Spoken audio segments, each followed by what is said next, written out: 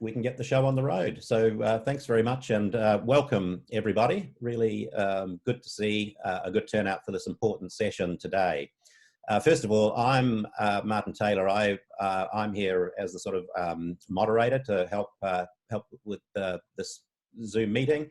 I convene a group that's looking at new ideas and thinking in economics, and especially their impact on things like the environment and social well-being, which is extremely important these days after several decades where they haven't worked too well in those areas. And we've been looking recently a lot of ideas bubbling up from things like the Green New Deal movement and so on. So we're very happy to be working with the Fabians to produce a webinar on this very important topic today. We are going to be looking at how we deal with the COVID-19 crisis as far as the economics and financing go, but we're going to be looking at it from both the short-term and the long-term implications, because this is really the time that we need to make sure that we avoid turning success at dealing with today's problem into an unfair burden or crisis for future generations. So really we're keeping in mind both the short and the long term in the course of this discussion. It might get a bit technical in places, and none of the rest of us is an economist, so you'll be pleased to know you're in good company. Some of this will look at the plumbing of the system, and it's really important that even among those of us who are non-economists, that we really get to put the political back into what used to be called political economy, and understand that we need to be aware of this stuff, because the choices that are made by economists affect very important issues of distribution and fairness and outcomes that we want as a society. So we need to know a little bit about the technicalities, and dumb questions are allowed. Feel free to, we're going to pause periodically to make sure there's time for clarification and discussion.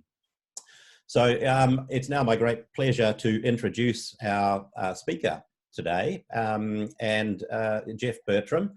So Dr. Bertram's an economist and public policy expert. He's an associate in the Institute of Government and Policy Studies at Victoria University, and was previously a senior lecturer in economics in the School of Economics and Finance at Victoria University. Geoff's research areas include, climate change policy and environmental economics, going back some time, income and wealth distribution, and small island economies. And I know a lot of you would have seen he's had a very long, he's for a long time cast a critical eye over the, the neoliberal Reaganomic reforms of the 80s and 90s. Well, Reaganomic, Rogernomic here, but of course it all started in the Northern Hemisphere. So among other things, by the way, Geoff's well known for his studies on the electricity sector, and I must admit I've read a few of those before I had the pleasure of meeting Geoff, which are very interesting because they show just how some of the privatisation and some of the associated changes made have ended up doubling the cost of power to households. So I'd take a look at those anyway. But listen, without further ado, I'd like to introduce Geoff. I know Geoff's got some slides that he's going to run up, and Geoff, feel free to share the screen with your slides, and we will get cracking, and we'll pause, as I mentioned, periodically to reflect, clarify, and discuss. Handing over to you, Geoff, and don't forget to unmute.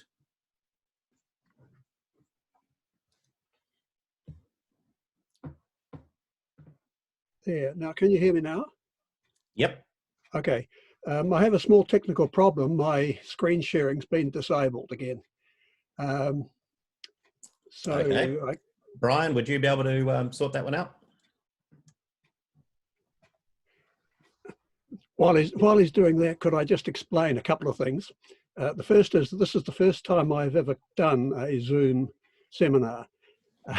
I'm a complete novice at this technology, and so it will take a minute or two to get everything working smoothly, I suspect. All right. Yeah, now, has that come up all right? Yes. Okay, thanks. Right, now as you will have gathered from the introduction, I've worked in quite a lot of fields over my career, and I have taught macroeconomics, but I do want to emphasize that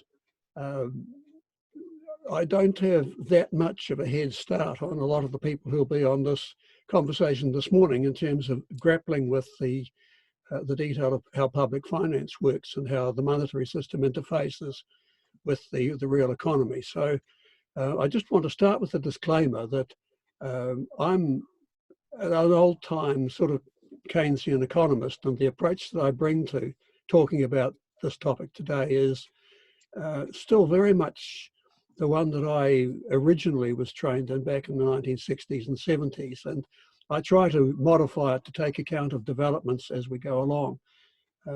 But I am intending to learn from today as much as I'm intending to teach today.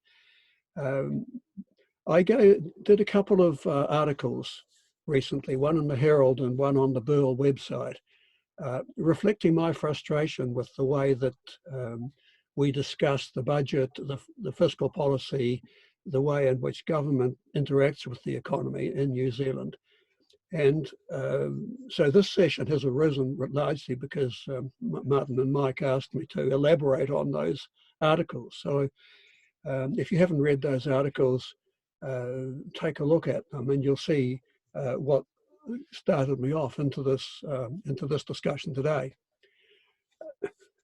And the place where I start is the rhetoric of austerity, because as an economist with my background, I've been perennially frustrated with the way that the austerity rhetoric dominates the public debate. In the United Kingdom, an economist, Simon Wren-Lewis at Oxford University, describes the way that the media treat macroeconomics as media macro. And it's a discourse that relies very much on some very simplified, almost sloganistic ideas about what the government does, how the government should be run, what it means to be responsible. And so I just wanted to set the scene a little bit in terms of where the rhetoric of austerity comes from and what some of its implications are.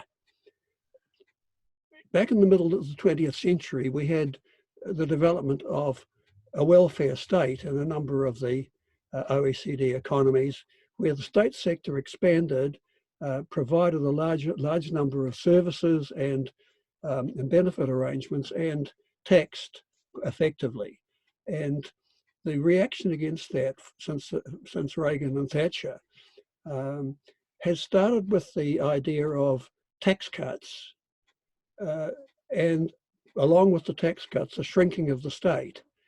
And this approach of starving the beast is what James O'Connor described as the fiscal crisis of the state.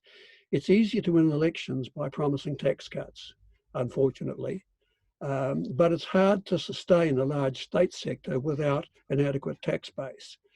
And the difficulty of sustaining a large state sector without an adequate tax base has taken us into this fiscal situation where government continually gets shrunk to survive on a reduced tax take. So then, as the government moves to meet essential public needs, it continually faces the possibility of running into deficit. The austerity narrative then whips up public hostility to deficits in general. And the hostility to deficits has two basic planks. One of them is printing money, and the other is debt is a burden on future generations. As soon as you talk about printing money, you instantly come up against the claim that means hyperinflation, debasement of the currency. And as soon as you talk about debt, you find the word burden on future generations being used. And that's pretty much the media narrative about the budget. What I think worries me more than the media narrative is the government itself tells this story. So when Grant Robertson explained how the government was going to deal with the COVID crisis, his point of reference is strong government books, low debt, strong books, high net worth. And so that's what he says enables the government to go hard and go early. And so there's an extract there from the budget speech, which more or less makes this claim.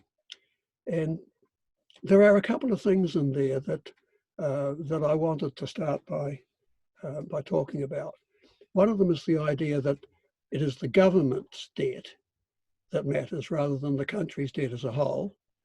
And the other is the idea that low government debt somehow creates the fiscal space for the government to increase its expenditure and deal with the current crisis. So first, I guess, tackle the second of those. The Minister says that the strong government balance sheet and low net debt provides fiscal space for the budget to be expansionary. Now, what I understand by the words fiscal space is that the government is able to increase its spending without hitting some constraint. And so fiscal space means that one or another constraint on the government's ability to make real expenditures has been relaxed. Now, what's relaxed the constraint in the current situation is the COVID-19 epidemic. It's not the government's debt position at all. And if you look around the world at all the governments that are currently undertaking massive fiscal expansion programs to bail out their economies, the United States and the United Kingdom included among them, you find very dramatic fiscal expansion programs being undertaken by governments which, if net debt was really the problem, would have no room to move. But in fact, they have plenty of room to move, because as the economy has moved into recession, real resources are being put into idleness, and the opportunity is there to pick those real resources up. The government is the agency that is in a position to provide the means of payment for the necessary aggregate demand to expand the economy. And in doing that, the government does not have to worry about its net debt position so long as there is the recessionary space available. So if you think about a fully employed economy, which is where a terrific amount of the austerity rhetoric originates from, you can expand the government sector only by reducing the private sector's claim on resources. So there's a sort of one-for-one thing. And so if you want to sustain a larger state sector at full employment, you have to in some way make sure that the private sector's claim on output is cut back accordingly, so that the resources of the economy can be allocated to providing the things that the government wants. In a recession or in an underemployed economy, there are idle resources to be picked up, and so there is space for extra demand to be created, and there's no need to cut back the private sector's demand for goods and services to create space for the government to undertake expenditures. And so you don't have to use contractionary things like taxes and sales of bonds and so on to try to clear space for the government to lay claim to resources and output. So the real question you always have to have in the back of your mind in terms of fiscal space is whether the macroeconomic balance between aggregate demand and aggregate supply is tight, so that demand is pushing hard against the available supply, or relatively slack, with plenty of space to boost demand up by expanding the government's activities. So in that consideration, the government's net worth really doesn't play much of a role. And it doesn't help you to provision for a crisis either. However much the government has saved in the past makes absolutely no difference to the amount of space it has in the present to increase its expenditures. Now, the next bit of the austerity narrative is talking about government as though it's a firm or a household. And the point about a firm or a household is it faces a completely different sort of constraint. A firm or a household, if it wants to go and buy stuff, has to have the finance in hand. It either has to have cash in hand or a deposit in the bank that it can draw upon, or it has to have loan finance from some other party that enables it to make the spending. And unless it has that finance in advance, it can't go and buy the car, the house, the can of baked beans, whatever it is. And the austerity narrative in the mainstream media continually uses that false analogy about living within the means and burden of debt and so on, which do not apply to a government which issues its own currency and undertakes expenditure in the currency that it creates itself. So there is a completely false sense gets into public discussion about fiscal policy that somehow the government cannot make an expenditure that it has not already raised finance for from some other party. If you remember John Key confronting the Labour Party leader at the time, sorry, went out of my head, and asking, show me the money. That show me the money narrative is really powerful in the mainstream media and in political debate, but it actually doesn't apply to a government which creates its own currency. When the government wants to buy something, it simply goes and buys it. In the process, it creates the necessary money, whether it's paid out as cash or whether it goes as into a deposit account of somebody in the private sector. Whenever the government collects tax from members of the public, that tax goes into the government, and as it goes into the government, it disappears, it ceases to be money, so that money is created and destroyed continually at the boundary of the government. But it does not mean that the government has to have money in hand or finance in hand before it undertakes expenditure. And so the obsession with the small state and with budget surpluses and with low debt mean that New Zealand and a lot of other countries around the world have been leaving fiscal space unoccupied in the past decade. That means unnecessary underfunding of public services, and it means unnecessary unemployment. We have the space to do expansionary government spending, which we have not undertaken because of what are essentially false notions of, firstly, a financing constraint on government, and what I call an ex-ante financing constraint, and secondly, the idea that somehow, what was I going to say? I've just lost that. No, let me just stop that point and move on. I'll come back to it. So these are essentially the points that I've been making. A government that issues its own currency does not have to be financed in advance, like households or firms. When it spends a dollar, it creates it. When it collects a dollar, it destroys it. When it runs a fiscal deficit, therefore, it's putting more money into the economy than it's taking out. And that process, if it's a fiscal deficit, is an increase in the wealth of the private sector. Every time that an extra dollar is created and put into the hands of the private sector, that's an incremental set of claims on the government. And what that boils down to is the ability to pay taxes now or in the future. I mean, that's essentially the bedrock of why money is a reliable means of payment and maintains its value in wider use, is that ultimately it is issued by the government and will be recognised by the government as the means of payment for taxes. So then you come to the question of whether running a deficit, which does involve putting extra money into circulation, if you do nothing else, is that inflationary? And this is where the real constraints come into play, because governments don't face financial constraints, or at least currency issuing governments don't, but they do face real constraints. Government cannot push the economy beyond the limits of what can be produced. It cannot push aggregate demand beyond what can be aggregate supplied.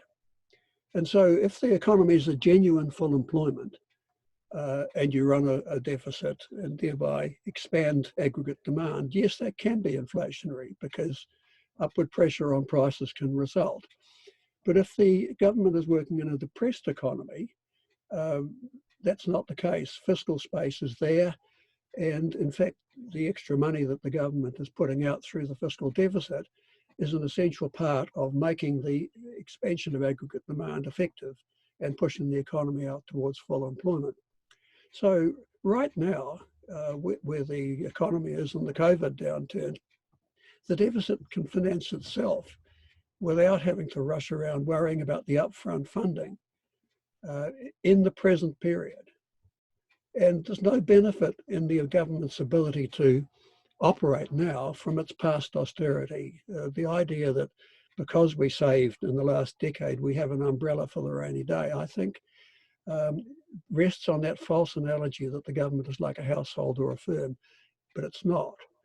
Now, this is not saying that I'm not at all worried about things like the burden of debt. It's just that bringing the burden of debt and the worry about hyperinflation into the present discourse really diverts people from thinking more constructively about how we address the COVID crisis.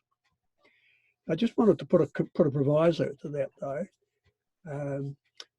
Not all governments do have the sort of monetary sovereignty that I'm talking about. And you need to be very conscious of the fact that times change and situations change, and it's too easy to go around pulling analogies from other historical times or other places in the world. So the first thing to remember is that there are bits of the New Zealand government that are just like households and firms. State-owned enterprises have been cut out of the core government. State-owned enterprises can't print their own money. They, like any other commercial firm, have to raise their finance and pay for what they buy out of their revenues and what they can borrow. District health boards and things like that.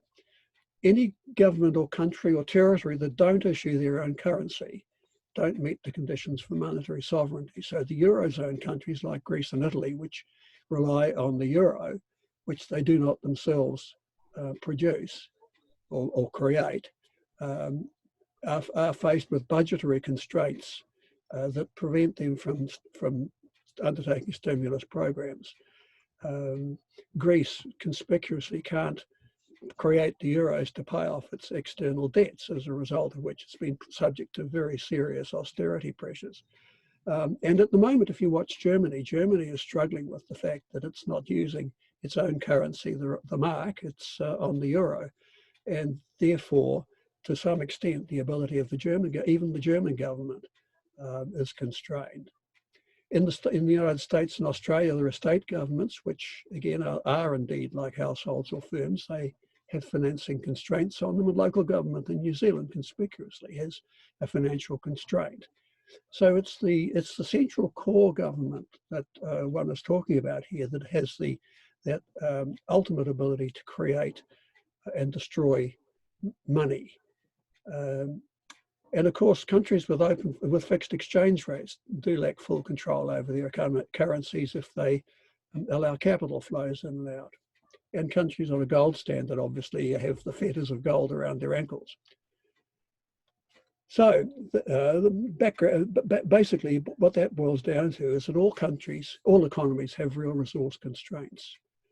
And you need always to bear in mind what the real resource constraint on the economy is, how much goods and services can be supplied per period with all the economy's resources fully employed. That ultimately is the limit on what can be consumed and invested. But full monetary sovereigns do not face purely financial constraints other than self-imposed ones. And the budget responsibility rules are a classic example of a self-imposed constraint, essentially on an ideological basis rather than an economic one. So here are the four conditions of monetary sovereignty. The government has to issue its own fiat currency and collect its taxes in that currency. That ultimately is why the currency has the value that it has. It's the means by which the private sector of the economy can cover its tax obligations. You have to have a floating exchange rate because otherwise you're a prisoner to international capital flows. The tick says New Zealand meets that one. You must have no significant foreign currency denominated government debt. In other words, the government mustn't be faced with the need to raise foreign exchange to pay off its debts. And since 1998, the New Zealand government has not had net any debt outstanding that's denominated in foreign currencies. But if you look at countries that do have their debt in foreign currency, they are completely different to what I'm talking about today. Dubai in the Persian Gulf is currently faced with a major fiscal crisis because that economy has a very large amount of outstanding US dollar denominated debt. And Dubai can't simply print the local currency to pay its debts. Dubai has to actually go out and find US dollars to pay its debts. And so it's currently looking for a bailout from Abu Dhabi because Dubai's own dollar earning ability, of course, has crashed and burned with the COVID crisis. Nevertheless, you do have to keep an eye on the private sector's overseas debt, which in New Zealand is quite substantial. Fortunately, most of our private sector overseas debt is the responsibility of the banks, for whom I don't shed that many tears under current circumstances.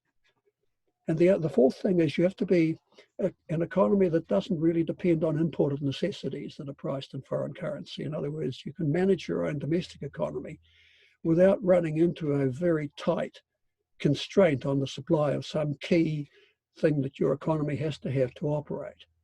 And in the New Zealand case, the obvious question is about oil, our dependence on imported oil to run quite a lot of things in our economy. And we just happen to be, I think, very lucky at the moment that the COVID crisis and the downturn in the local economy and the need to use government spending to get the economy back on its feet coincides with a glut in the oil market at very low prices, so that those two crises have combined to be favourable for New Zealand. Now, Martin, was that a point at which we could take a pause, do you think? Yes, I think that's an excellent point, Geoff, to pause for reflection, clarification, discussion, questions. So we'll let you think about anything you may want to either ask Geoff or ask the assembled group or comment on. Raise your hand when you're ready to speak, and we've got some questions are coming in at the moment. Kathy, I'll hand over the questioning to you. Don't forget to unmute your mic. Hey, Geoff, thank you very much for that. It was really concise, and some of it I didn't understand, so I want to clarify.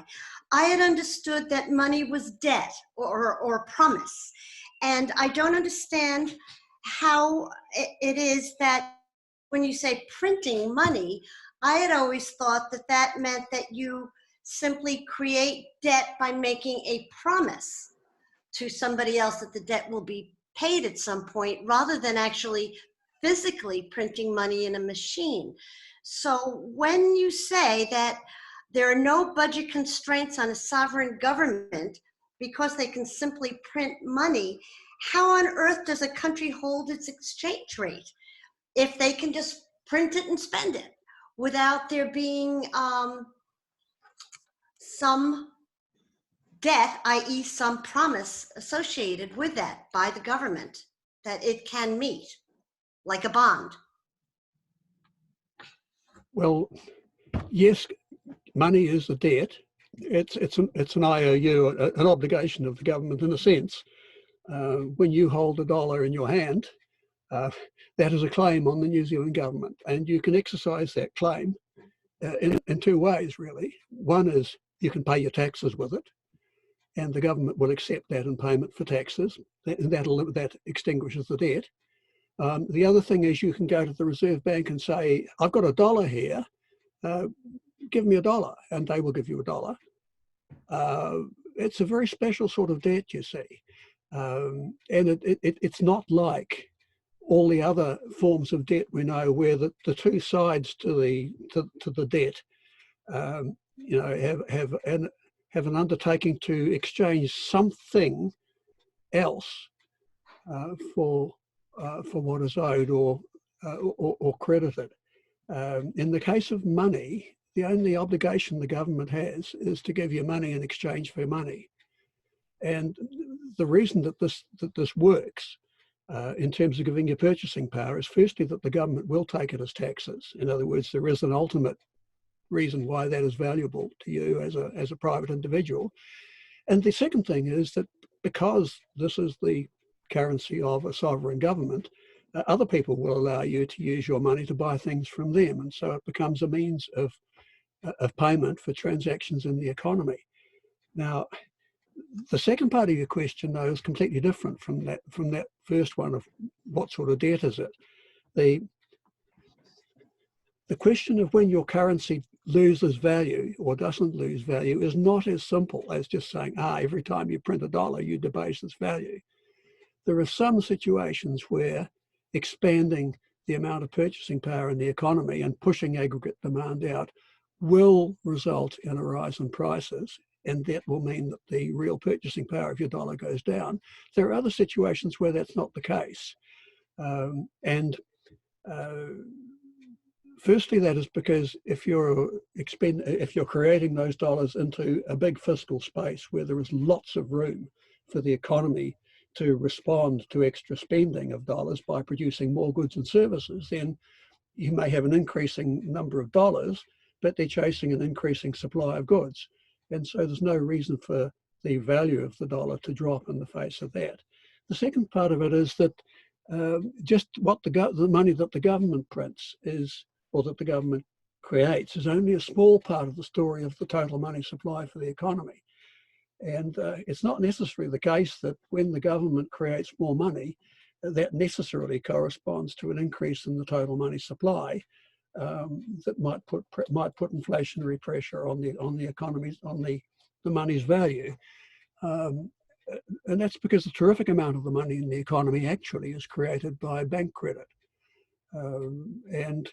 If you have a situation like the present where the demand for bank credit is dropping, or has dropped quite sharply, the part of the money supply that's associated with bank lending is on a downward path at the same time that the part of the money supply that's created by the government is potentially on an upward path. The overall degree of monetary pressure in the economy, it is not just a matter of how much the government is printing.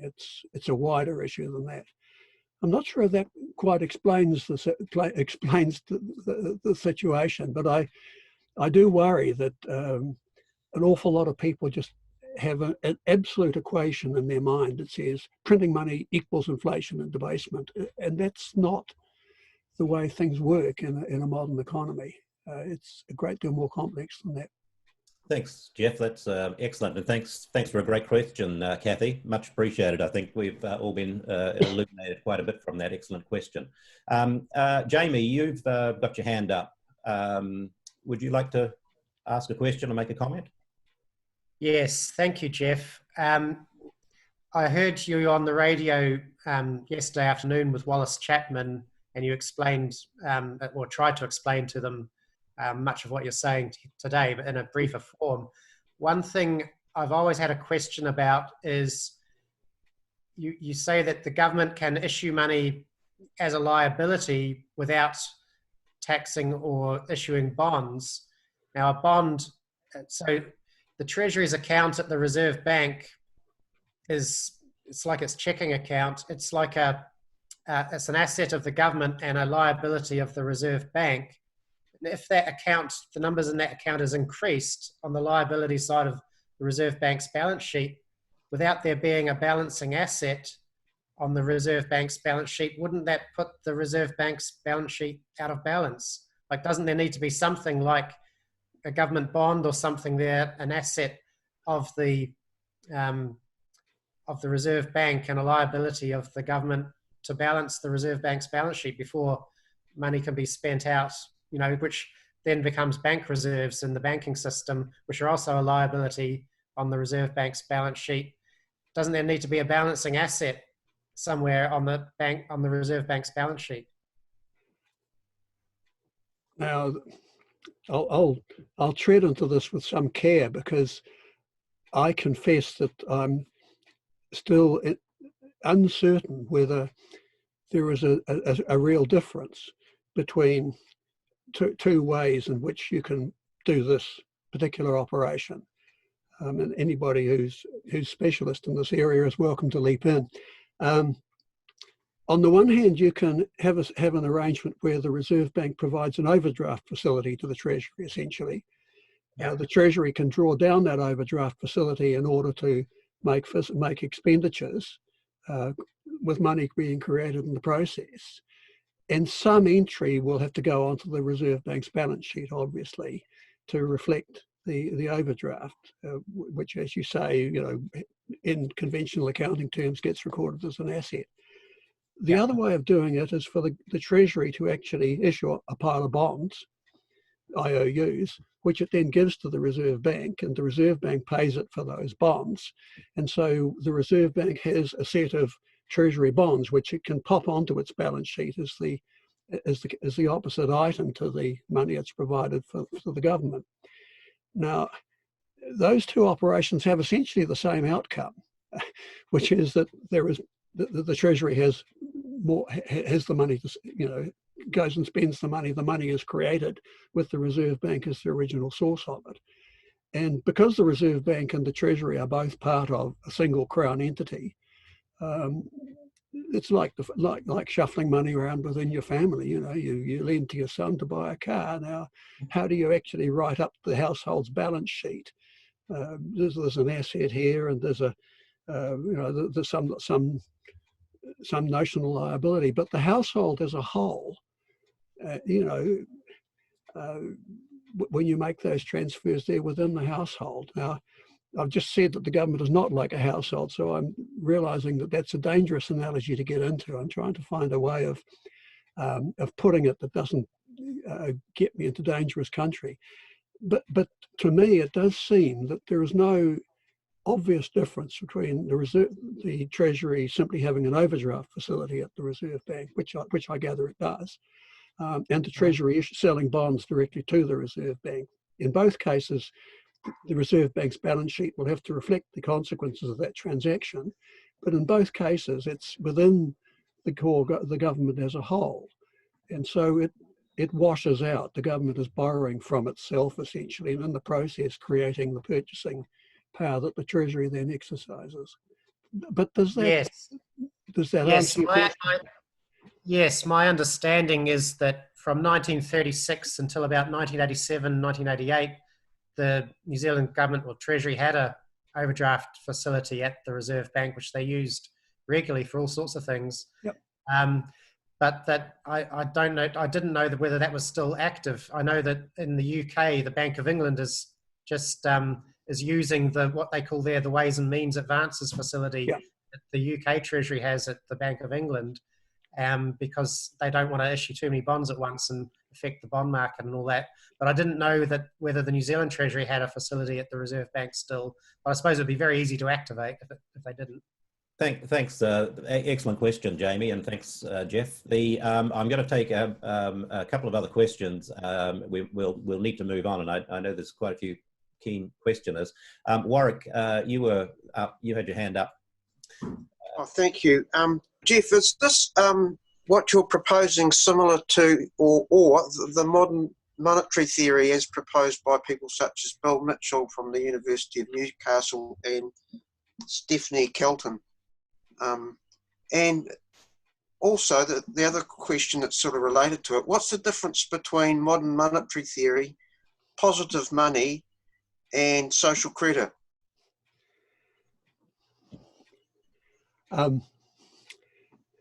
Well, to start with, I'm an old-fashioned Keynesian, as I said before, and modern monetary theory, a lot of it originates, in fact, from the work of Keynes, and the first generation of Keynesian economists. So we are very much in the same species, put it that way. And I find a great deal of the modern monetary theory persuasive, and the bits that I haven't yet been persuaded by are largely the bits that I don't understand.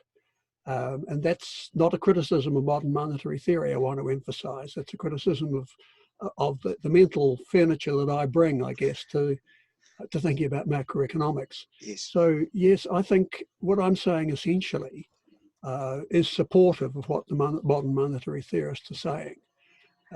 And it's certainly, I would encourage you to read and listen to both Bill Mitchell and Stephanie Kelton when you get the chance. Yes. They are clearer than I am and have thought more deeply than I have about a lot of these issues. And so essentially, there are a couple of areas. One of them is going to come up a little later on in this session, where I'm still grappling with a couple of propositions that seem to come from modern monetary theory, but I wouldn't be at all surprised if I end up convinced. Now, as for the other thing, positive money, I don't know. Social credit, I don't know either.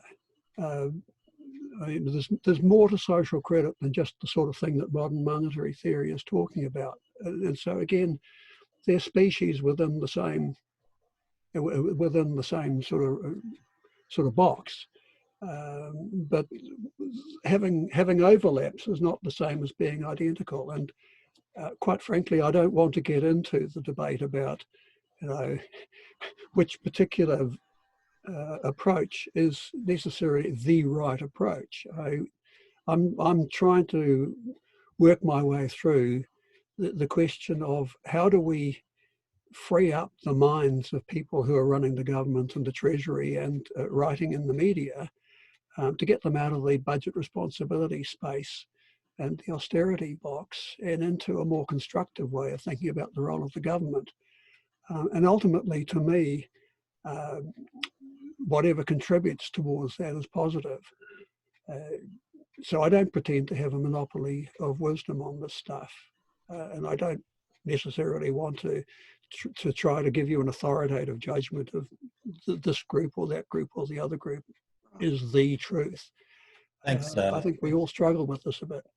Thanks, Geoff. And Warwick, thanks for those great questions. I think we'll have one more question before we continue with your presentation, Geoff. So there'll be other opportunities, but Brian, you've had your hand up. Did you want to fire off the last question in this segment and then we'll move on?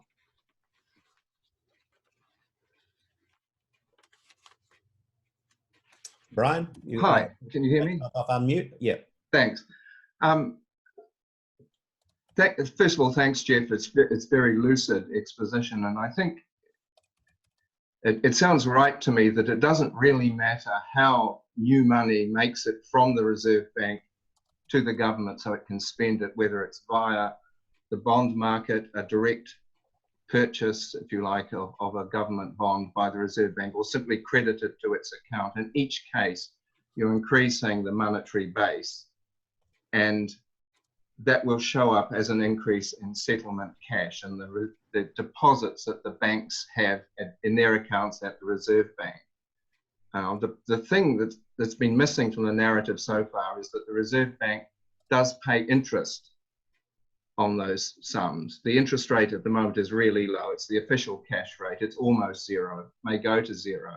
But to your point that down the track, when the economy's slack is taken up and unemployment has fallen, and the risk to price stability is inflation, not the current risk of deflation, the OCR will go up. And so down the track, there is an interest bill to be paid by the taxpayer. Now the Treasury in its budget. Top. No, what I can do is I can put. Sorry, can I continue? Yeah, someone's mic was on. The Treasury's projections are that by 2034, according to their model, the interest rate, the effective interest rate that the core crown is paying will go up from about 1.5% now to something more like 4%. And the interest bill that the taxpayer faces will increase from just over 1% of GDP to 2.5% of GDP. So that's a real, I mean, it does seem reasonable to call that a burden on future taxpayers. And it's a burden comparable in scale to what they expect from the effect of aging on the cost of super and healthcare. So I don't think any suggestion that there's kind of a free lunch here is right. Does that story make sense to you at all? Where am I going wrong? I think where you're going wrong is imagining that the choices between a situation today with a fiscal expansion and money created to make it effective versus the future, and a situation today where you don't undertake the money creation and expansionary fiscal policies and a future. And the present leaves a big imprint on the future. And I think Grant Robertson has been correct to say what we're doing now is actually preventing the economy the economy from being much worse in the future than it otherwise will be. Okay. So it's the counterfactual, I guess. Yeah. That's the issue here. Now that makes sense, Geoff. But I mean, surely the question is what you get of value for the deficit spending the government undertakes.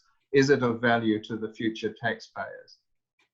As it might be, for example, by avoiding the scarring that we would otherwise risk, or it might be dealing with the adapting to climate change, or all sorts of other things that they might. It's the quality of the spending you do is more important than precisely how it's financed.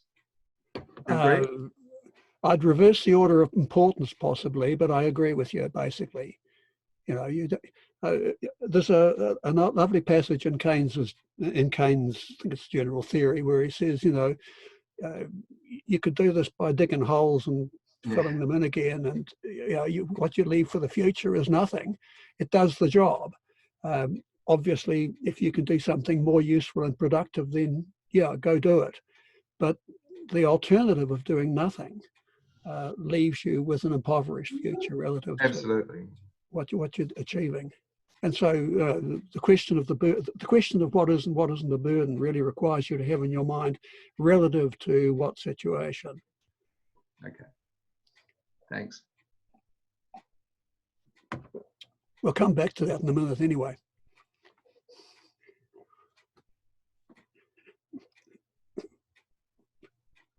Okay, Martin, are we? Right, Geoff, we're all set to go. Okay.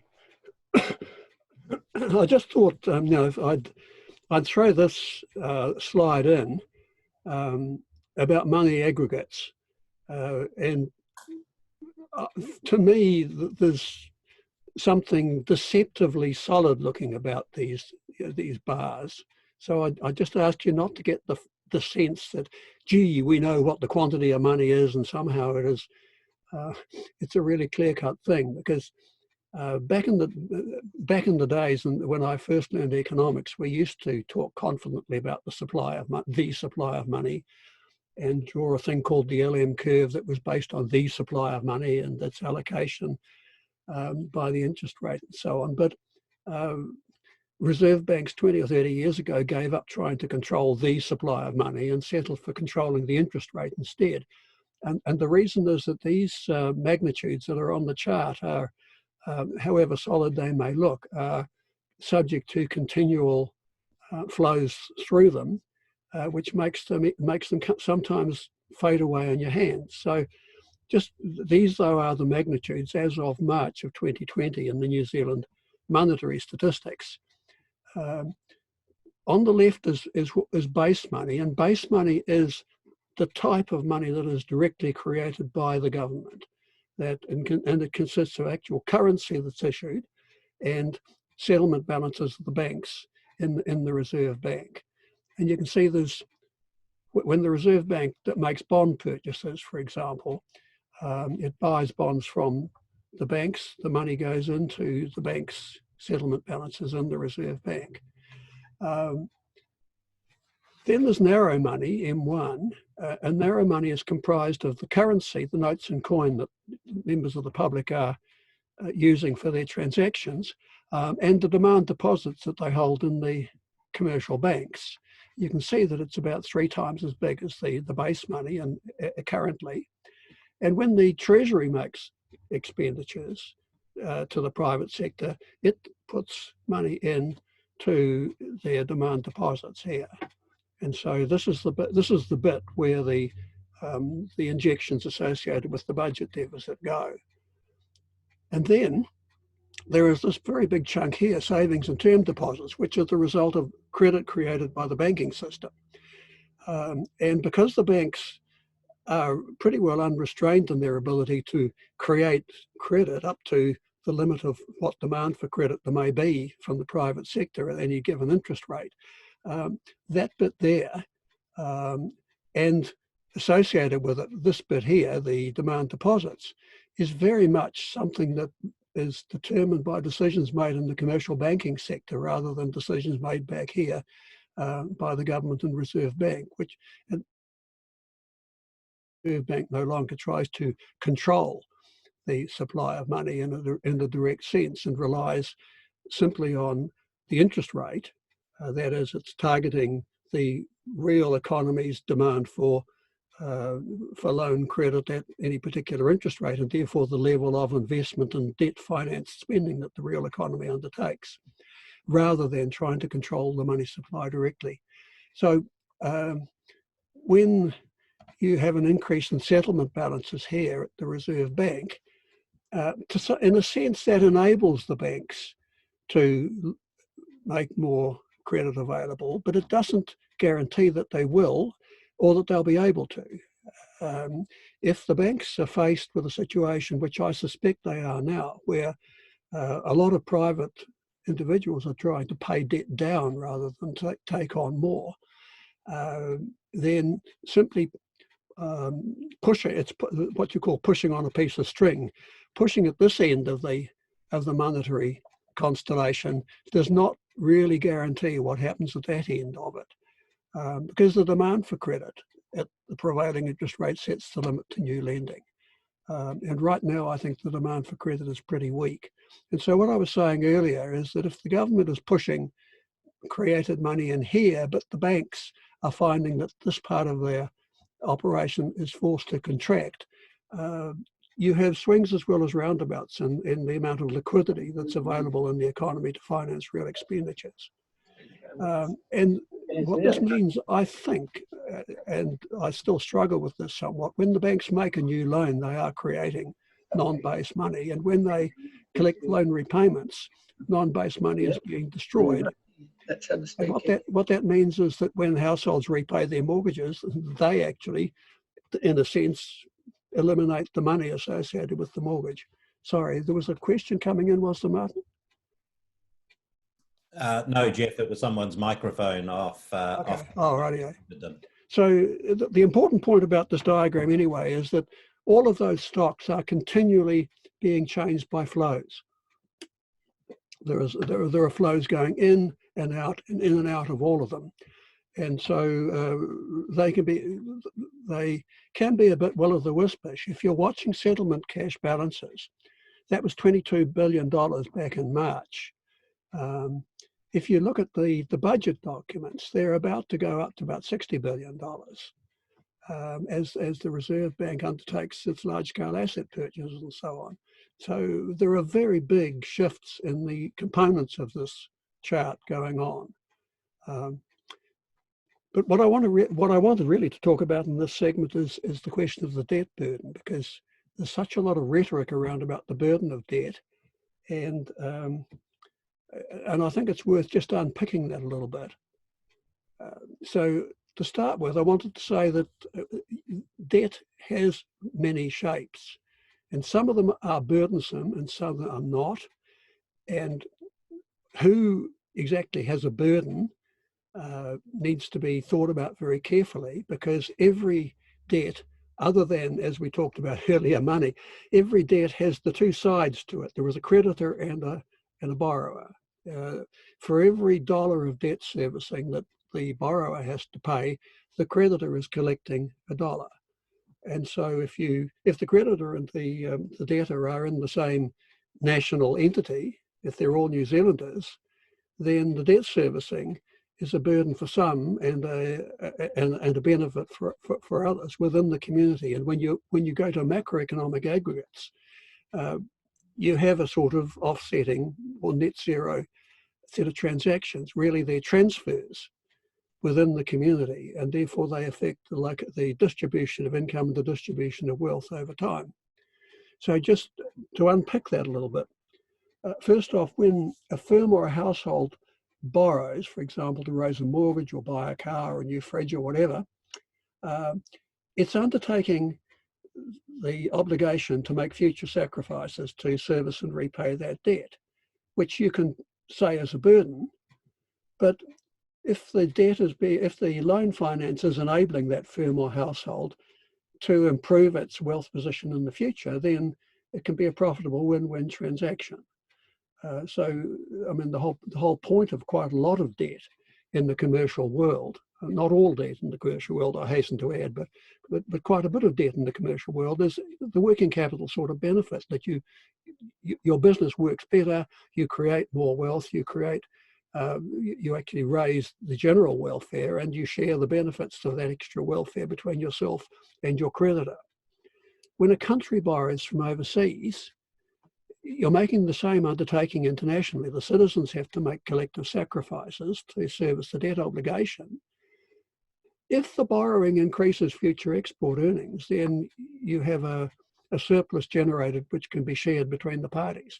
If the borrowing does not increase future export earnings, then indeed the country has taken on a deadweight burden, which is one of the reasons why overseas borrowing often does attract quite justified criticism. Now, when a country borrows from itself, all that happens is one group of citizens become the creditors, that's the ones who hold the bonds, and the rest become debtors who have to service the bonds. So the servicing and the repayments flow from the debtors to the creditors, and that's a matter of distribution within the community. There's no aggregate burden in pure macro terms, so long as you don't care who the debtors are and who the creditors are. As soon as you care who they are, then it becomes a political issue. So think about when government debt is a burden and who it's a burden for. When the core crown, which stands for taxpayers as a group, borrows from the domestic private sector, that's rentiers as a group, to a first approximation, there's a zero aggregate burden on the New Zealand population as a whole, but there is a burden on some and a gain for others. So the taxpayers pay the interest and principal to the rentiers. That is a transfer of income from one to the other. And when we do macroeconomic models, to a large extent, and this is true of Keynesians as well as it's true of the modern real business cycle guys, there's a tendency to think about the private sector as a representative agent, just treat them as a single person, if you like, which means that the two groups are the same individual, so there's no burden. The individual lends to themselves. It's rather similar to the point I made earlier about, lending to your kids within the household. In the real world, agents are heterogeneous. That is, we're not all the same. Some people are rich and can afford to go buy government bonds. Some people are not rich and end up paying the taxes but don't get the bonds. So there is a tendency for the mass of the people to end up paying the rich, the rentiers, when the government raises its debt. Now, in a sense, the borrowing is just deferred tax. If the government really needs to extract resources from the private sector to clear fiscal space in some way, that's actually something it can do with tax equally well and probably much better. So whenever the government goes out to go doing borrowing, first you need to know why it's doing the borrowing. Is there a good reason for that? Secondly, you need to ask whether it wouldn't be better to just raise an appropriate tax. So when you have to open up fiscal space, tax definitely can do it for you. Borrowing may or may not be able to do it for you, for reasons I'll come back to in a moment. If you don't have to open fiscal space, it's not clear that you have to do either of those things. But this is all about distributional outcomes. And this is Paul Krugman had this chart in the New York Times a couple of days ago. I thought I'd throw that one in. There's a lot of moral panic going on about raising our net government debt to 50 or 60% of GDP. This was the United Kingdom's debt in the 20th century. And as a percent of GDP, you can see it went up to 250 back in the 1940s and then came down. It's not an unsustainable level. I mean, the Japanese are running at that 3 times GDP at the moment. So there is a lot of unjustified hype goes on about what the limits to a sustainable government debt actually are. So when a government borrows in its own currency from the domestic private sector, in a sense that has the same effect as taxation from a macroeconomic point of view. It reduces the private sector claim on goods and services at the prevailing price level. Now here is where I am at the moment still thinking about what modern monetary theory says about this. As I understand it, the traditional Keynesian view is that when the government sells bonds, that takes liquidity out of the private sector and reduces aggregate demand, other things equal. When government taxes, it takes liquidity out of the private sector and reduces aggregate demand. But I think it makes a great deal of difference where the transaction takes place within the monetary spectrum that I showed you before. When the government borrows from the banks or the wealthy end of town, the rentiers, and puts money into their pockets, or when a rather similar operation, QE, which involves the Reserve Bank buying bonds and putting cash into the hands of those parties, they don't necessarily rush out and spend that money, or when the government borrows it back, they don't necessarily cut back their spending on GDP. They're a group of society that is holding money as an asset rather than as a means of payment, and they will tend to be adjusting their asset portfolios rather than adjusting their real spending. And so what we found after the global financial crisis was that when central banks did QE, it put out a lot of money into the hands of the bondholders and took a lot of bonds and put them on the central bank balance sheet. And the result was not that it boosted the real economy to reduce unemployment and take aggregate demand up towards aggregate supply. What happened was that the groups that got that extra purchasing power used it to bid up asset prices instead. And it's a completely different channel through which the money can get into the economy, going into asset markets and pushing up their prices versus going into expenditure on real goods and services. And the experience of the GFC leads me to think that borrowing actually is substantially less effective than tax in creating fiscal space when you have to do it. We do know that tax directly reduces both private wealth and purchasing power for goods and services. A small consideration is who has to pay tax. If tax is levied on the groups that do most of the demand for real goods and services, it has the biggest effect on aggregate demand. And similarly, when tax cuts are made, if the cuts go into the hands of those who buy real goods and services, then it's effective in boosting aggregate demand. Insofar as taxes fall on the wealthy, that is the bondholder group, the effect of tax is much more to do with the distribution of wealth and the pursuit of social equity goals, I think, than it is with macroeconomic stabilisation. And this is something that I have been thinking about but not made progress on yet. That, for example, when I advocate for a wealth tax in New Zealand, I always have to ask myself now the question, what's the macroeconomic consequences of that? And I still haven't resolved that issue in my own mind. Anyway, tax can be targeted, and borrowing just relies on the market to determine who ends up as the creditors. And unlike taxation, which just gives you a wealth transfer in the moment that it's collected, borrowing leaves you a legacy of claims by bondholders that do have to be paid by taxpayers at large. So you can, in one sense, you can think of government debt as deferred taxation. It's obligations for future taxpayers to meet. You can create the same amount of fiscal space by tax, and the issue that I've just underlined there is whether borrowing does or does not change aggregate demand and to what extent. But the bottom line, the absolute obvious thing that you can see in the business commentary at the moment is that the rich would much rather make loans to the state than pay taxes.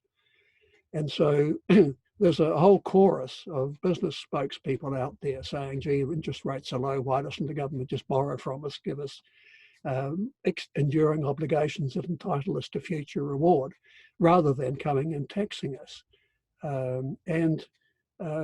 It's important always to remember that loans leave the private wealth intact, and taxes do reduce private wealth.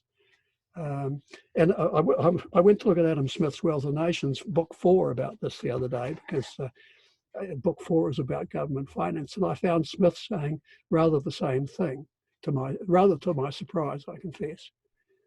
So it is true that distributional outcomes matter. So if you have ongoing transfers from taxpayers to rentiers, that may not be in the best interest of society, because taxpayers may well be the productive part of the economy and rentiers may well be the not so productive part of the economy. That's a long-standing debate in economics.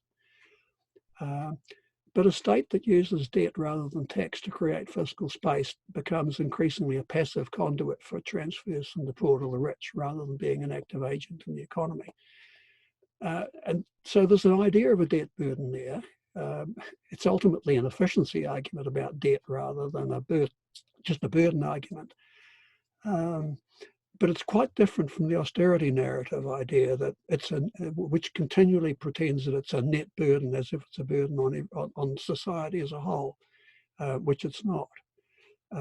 So what I've been saying, I think, reinforces the long-run case for us to have an adequate tax base if we're going to sustain a social democratic state. I don't think that in the long run you can run a sustainable social democratic state on the basis of just borrowing. And by the way, on the basis of just money creation. You can only do the money creation trick under certain circumstances where the fiscal space is there to do it. That's probably a good place to break again, Martin. Thanks, Geoff. Absolutely excellent. Yeah, let's throw it open to questions. We've got some already. And Jill, I'll ask you to unmute your mic and let us know your question or comment. Yeah, hi, it's Len, actually. Len. Oh, yeah, hi, Len. Yeah, good. Look, I've just wanted to throw into the mix an article that I was coming across by a guy called Service Storm, second name Storm, at the Institute of New Economic Thinking in the Delft University in Holland. And he came up with saying what you're saying there, Mr. Bertram, that a simple and effective Keynesian and social democratic alternative to fund the unprecedented public rescue packages would be much higher taxes on wealth, incomes, and rentier finance. And he says this way, the strongest shoulders will carry the largest burden without corroding and undermining economic growth and public health in the future. Now, he's saying that social democracy, the danger now is that the funding of this huge debt that's built up will lead to a whole another decade of austerity to pay it back.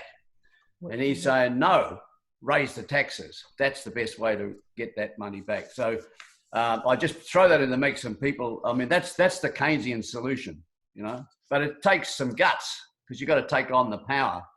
And, you know, and of course, that's what we need to do. I mean, they did it. We did it in the 30s. Yes, indeed. I mean, essentially, I agree with that. And it goes back to the point I made before about wealth taxes. One of the reasons that I'm grappling with the wealth tax question is the extent to which wealth taxes are or are not contractionary from the point of view of aggregate demand and aggregate supply. Because obviously, if you well, no, I won't push on beyond that point, because it's an area in which I don't have anything conclusive to say to you at the moment. But I do think that he's on the right track. Thanks, Len. That's much appreciated. Jamie, you've got a question or comment. Yes. Geoff, going back to your charts of the monetary aggregates, the blue the blue savings and term deposits, I just wanted to clarify, my understanding is that those are never lent, they're never used for lending by banks. They're just, because every time a bank makes a new loan, they're creating new checking account deposits in the red part there, the 84 billion. So basically, all of that 247 million or billion dollars is basically wasted or dead money. It just sits there on the liability side of commercial banks' balance sheets, doing nothing apart from getting a little bit of interest, which is a cost to the banks, and it's never utilized. So do you think changing the system so that those $247 billion were actually used for lending and investing in the economy would create a better economy? My immediate answer is no. That's not what that 247 represents. Those are essentially assets held by households and firms in the private sector of the economy, which they can transfer into the ability to buy things, insofar as they take the money out of the savings account, put it in their deposit account, and then go out and use it to purchase things. So that the boundary between the blue and the red is something that is a decision variable for the households whose assets these are. It's not something that society at large could lay claim to or make use of. And I think it's you called them useless, or I can't remember what the description you were. In the old days, when I first when I got my mental furniture installed, which is, I agree now, a bit obsolete, we used to call these idle balances. In the sense that they sat there, they were potentially purchasing power, but they weren't actually being used for current transactions. They were being used as a store of value and as a precautionary reserve against contingencies for the future. I'm not sure that answers the question that you're posing. Yes, yes, that's also my understanding. But you see, they accumulate with the wealthy who don't really spend. So it basically does become idle, because the only people who have, or the bulk of those savings, are people who don't, their propensity to spend is probably less than people who are poorer. To be honest, I'm not sure who owns the bulk of these. You have to remember that the genuinely wealthy don't hold the bulk of their wealth in this form. They own property and companies, they own shares and in bonds. They may have offshore deposits accounts which don't appear in the New Zealand monetary statistics. So it's quite likely that there's a lot of ordinary New Zealanders are in there, and not a terrific amount of it is the super rich. Okay. Thanks, Jamie. That's great. Bruce, you've got a question.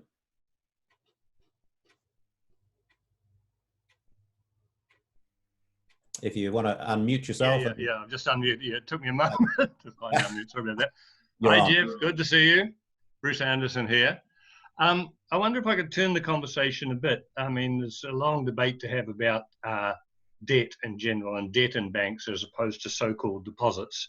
But it's a different conversation than the one I want to have.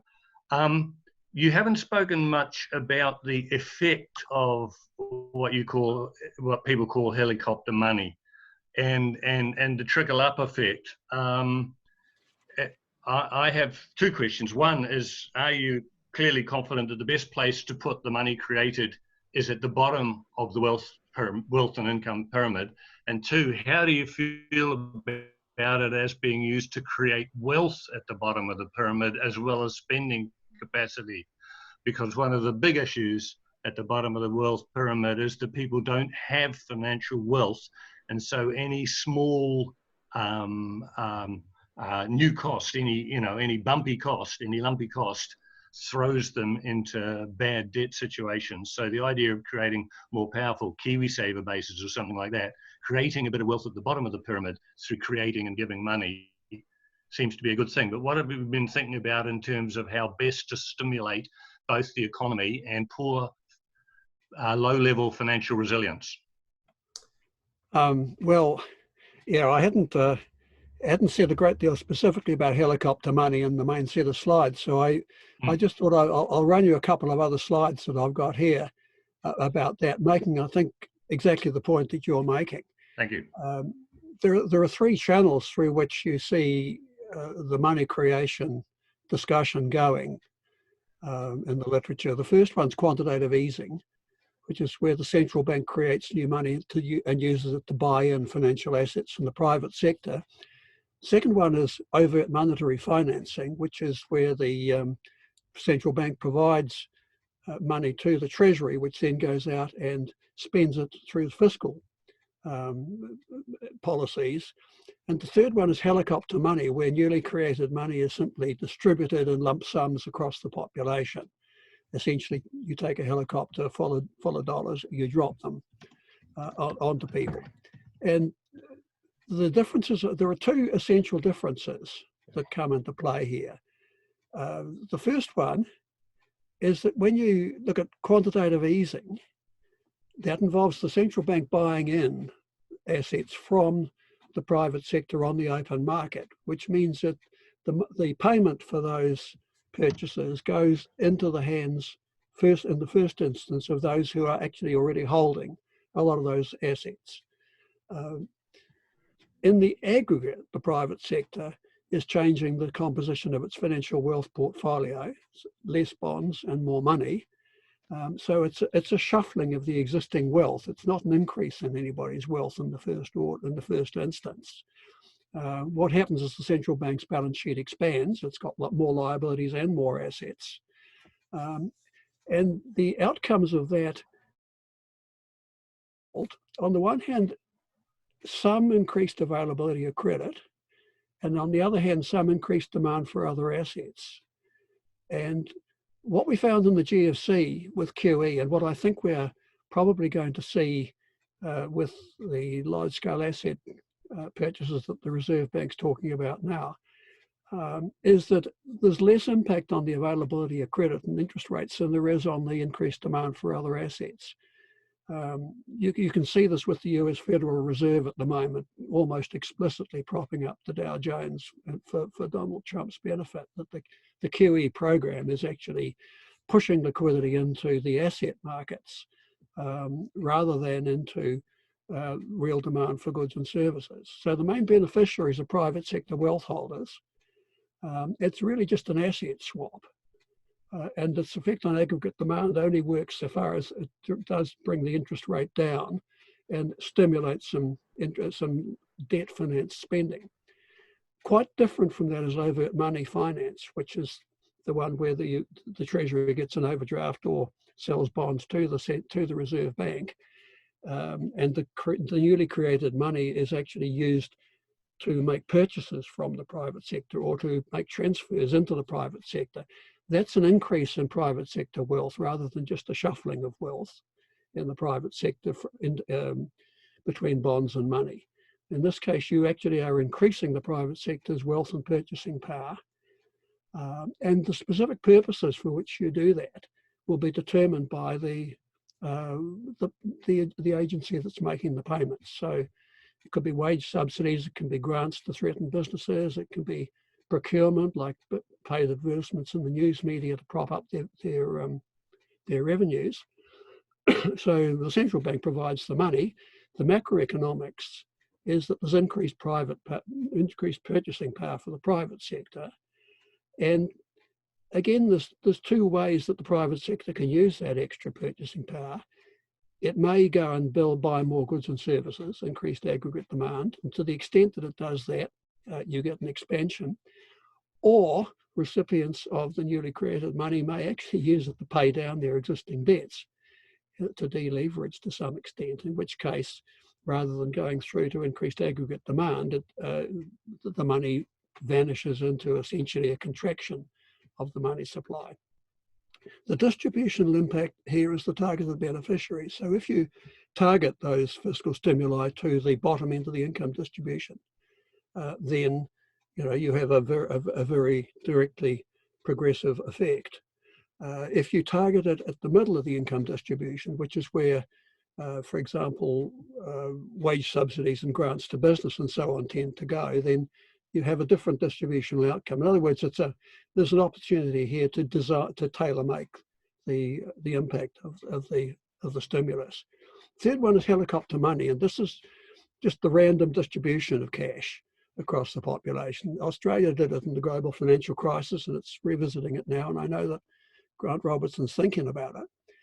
And again, the cash distribution raises the private sector's aggregate financial wealth by putting more assets into its balance sheet. The central bank records the money creation again, either as an overdraft or as a purchase of treasury bonds. The macroeconomic outcome again is a mix of reduced private debt and increased output. But the fundamental difference between helicopter money and overt money finance is that the distribution outcome is random, or if you like, totally uniform. In other words, if helicopter money goes to every registered New Zealand voter or household or whatever the target, whatever group you distribute across, basically the money just lands where it lands. And so the distributional outcome is then determined by the interaction of the tax system and the market, how much of the increased income represented by this gets clawed back through the tax system. Where is the money actually spent? Does it go on debt repayment or on purchasing goods and services? Which goods and services are purchased?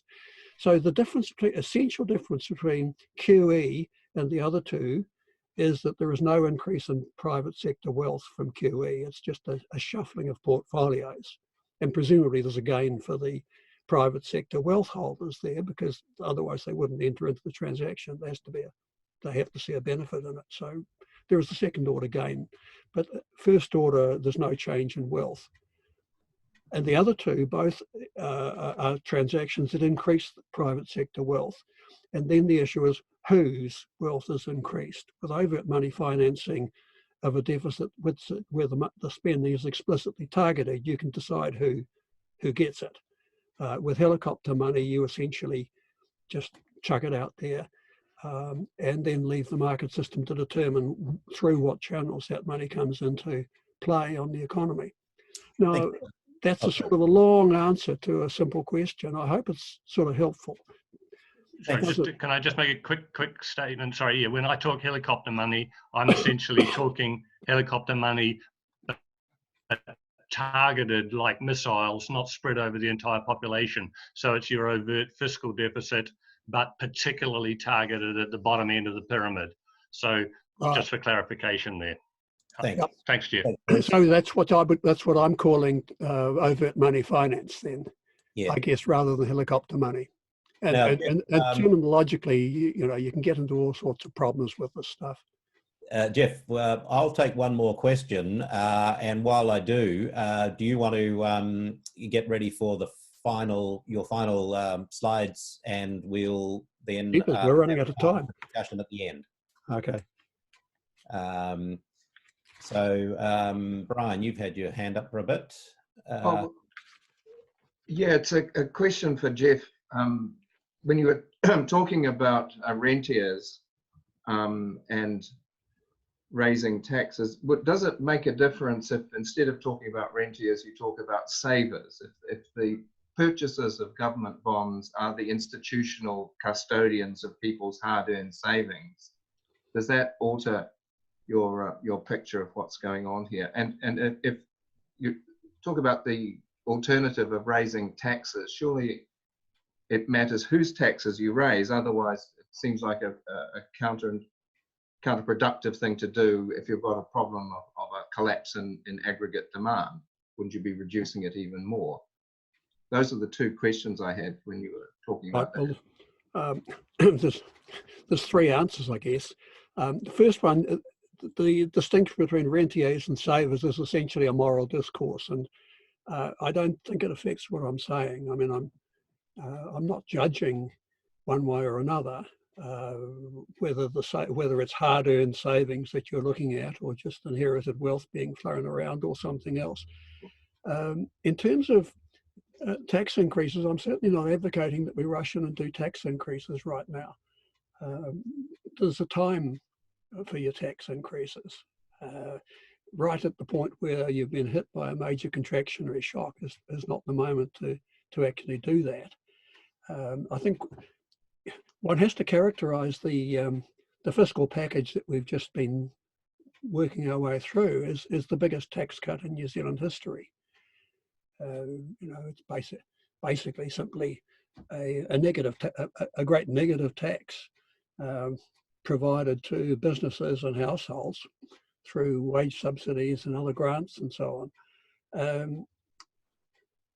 It does make a big difference who you tax, though, and because different sorts of taxes do have different macroeconomic impacts. I mean, we know, for example, that GST is the one with the greatest leverage on aggregate demand. Everybody pays GST, and it particularly hits the poor and the middle income people who spend most of their dough on buying the necessaries of life, which makes GST both very regressive as a tax, but also extremely high leverage in its macroeconomic impacts. Whereas wealth taxes, we have yet really to work out, I think, the macroeconomic implications of wealth taxes, but one has to assume that they have quite a lot less leverage on the multiplier process than GST does. Now I've forgotten what the other bit of your question was, Brian, or have I dealt with it? You have, yeah. Okay. Thanks. Geoff, do you want to proceed to the final part of your presentation, and then we'll that'll be time for some questioning at the end? Sure. Yeah, I know there's heaps more stuff lying around. All right, so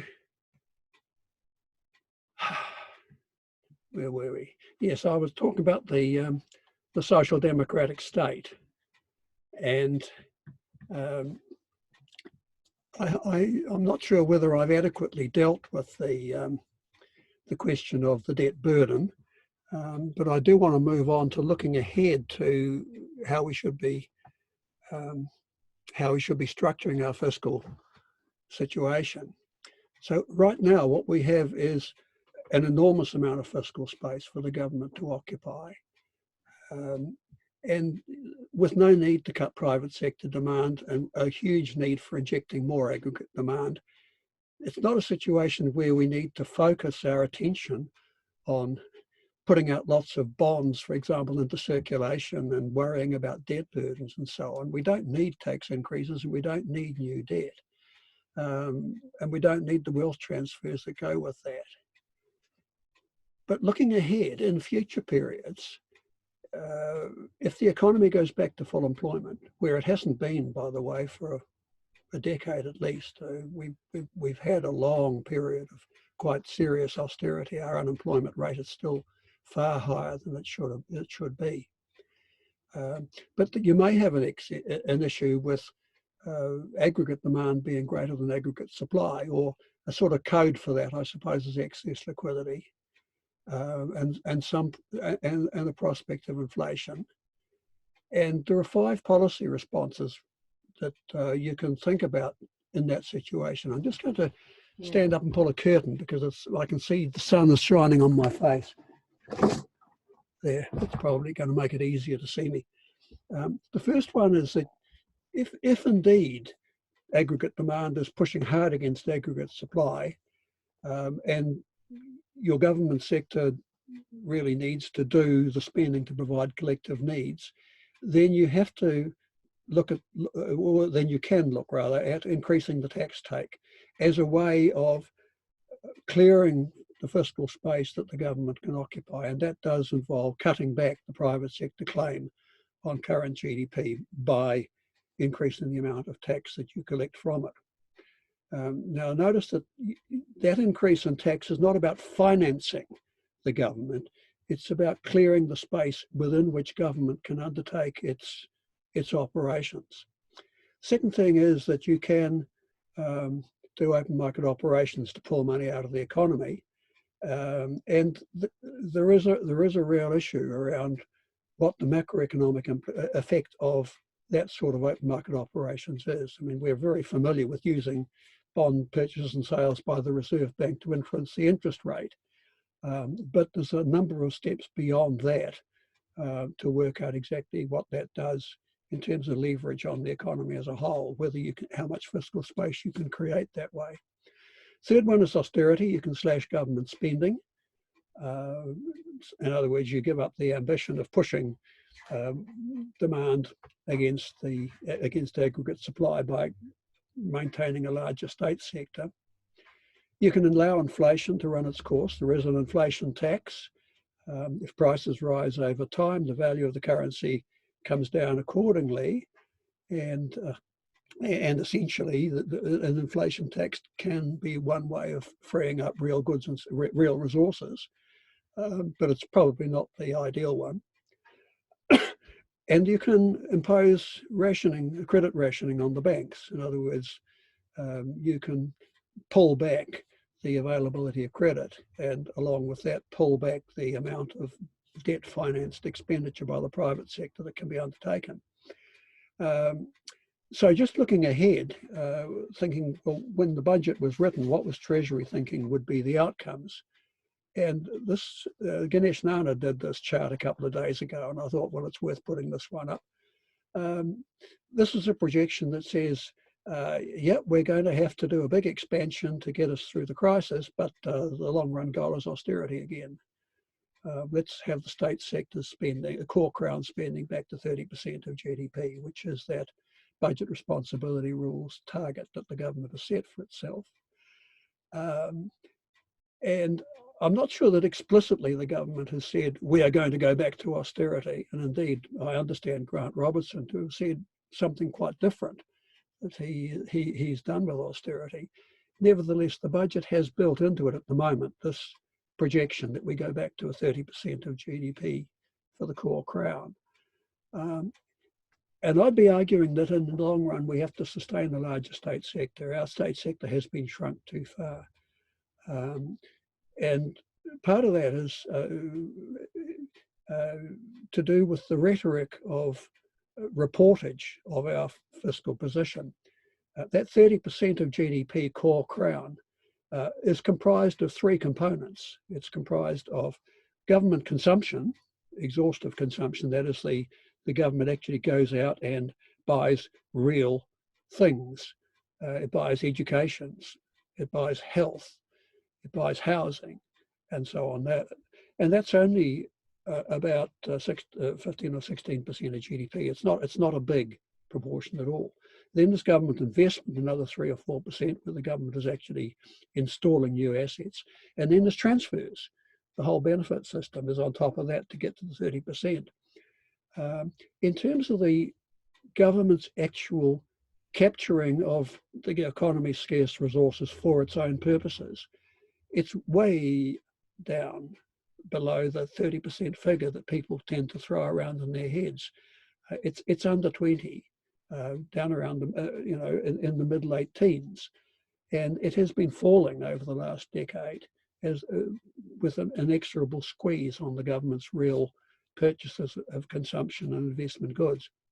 And so in the longer run, it seems to me that dealing with the shortages in the education and the health system, the housing sector, the infrastructure in general, we have to be looking at a larger direct state claim on resources to provide collective services.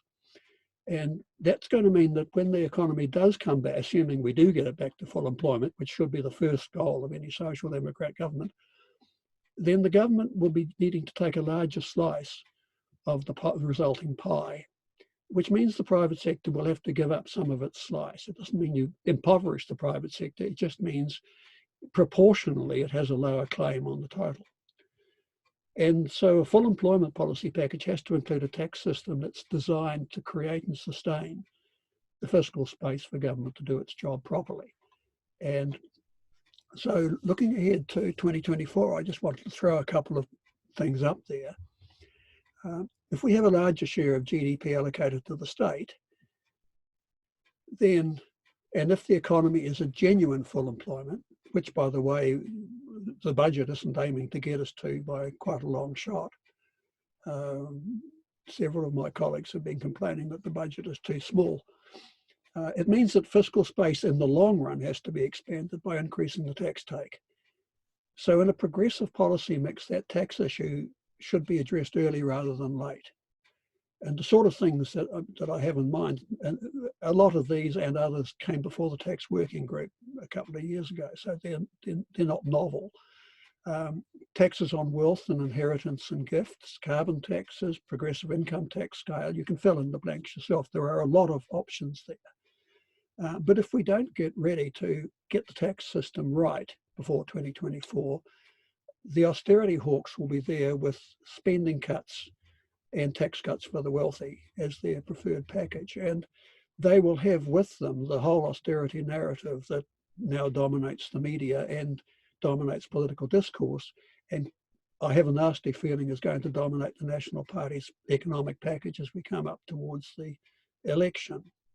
So if there's a takeaway here, there is a strong case for big operating deficits today. That's not a case for running operating deficits perennially. The case against tax increases today does not carry over to the future, and the case for borrowing in future to dampen demand does not carry over to a case for borrowing today. You need fiscal policies that are matched both to the economic situation of the moment and to the legitimate objectives of the state to provide goods, services, and transfers for the benefit of its citizens. And always in the back of your mind then, if you're looking forward, you need to make sure the fiscal architecture is adjusted to that. So that's probably a good place to break for more discussion, Martin. I see we're running out of time. I was going to do intersectoral balances just for fun later on, but it looks like I'm not going to get to that. That's okay. No problem. So thanks for that, Geoff. That's been fantastic. I'm going to throw the floor open for some questions. We've got some questioners ready. I'm conscious it's 11:48 and the meeting is scheduled to close at noon. What I will suggest, if Geoff is willing, is that if any people want to sort of wait, stay on the call, and Geoff's willing to stay on the call, we can continue to have a bit of a chat. Sure. But we'll aim to get, we're heading for noon at the moment, and just keep in mind that we will have that possibility. The other thing, in case I forget to mention it, by the way, is if any of you want to save the chat for your own, because I've just been keeping an eye on it, heaps of fantastic stuff in the chat. You can save the chat, but we'll also distribute it to to all of you afterwards as part of, along with the link to the video.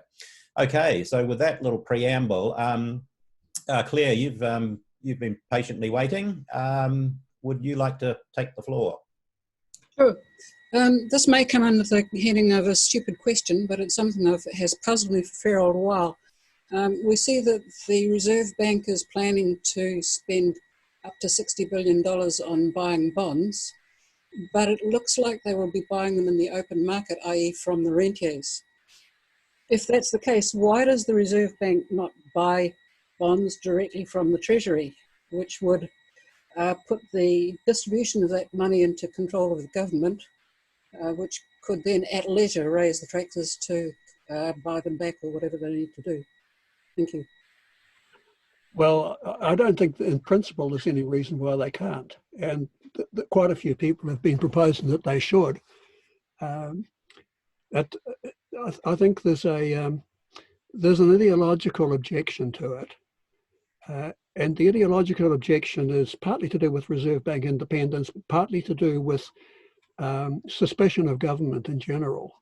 The austerity narrative does rely on a thing called full funding, which means no government monetary expansion associated with its fiscal policies. And I think this is probably the this chart here. This is on page 119 of the Budget, Economic and Financial Update. I think this is what you were referring to. So let me just run through these numbers and see whether this is directed to your question. These are the core Crown cash flow projections. And if you work your way down, the Crown is projecting for 2021, there's a whole lot of years here, but let's just focus on 2021, which is this one here. there's a cash flow deficit projected of $43.3 billion for next year. So that's, you know, more money being put out by the government than is taken in through taxes and so on. The Treasury is going to have a debt program that issues $55 billion of bonds. The Reserve Bank is planning to buy back 50.1 billion of those. Unspecified other borrowing is 38.4 billion, again taking money out of the economy, and the net monetary impact appears to be effectively nothing unless some of this other borrowing turns out in fact to be money creation. Now, all of that offsetting bond trading and issuing going on is potentially, I think, going to the point that you're making, that how come the Treasury is going out there and borrowing $55 billion and $50 billion of that is then taken back in by the Reserve Bank? Why don't they just sell it directly to the Reserve Bank?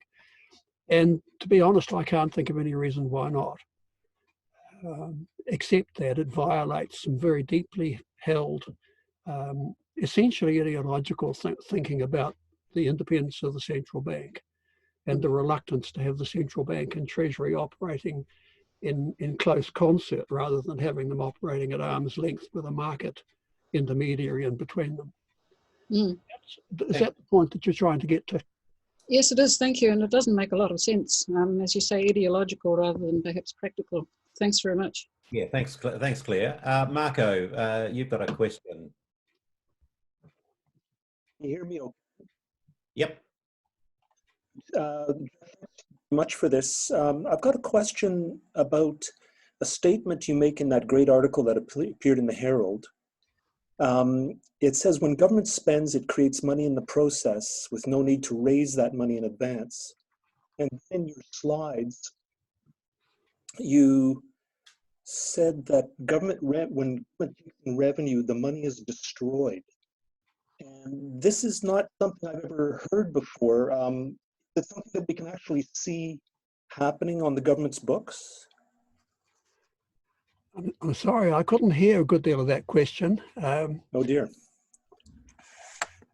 It's around the statement that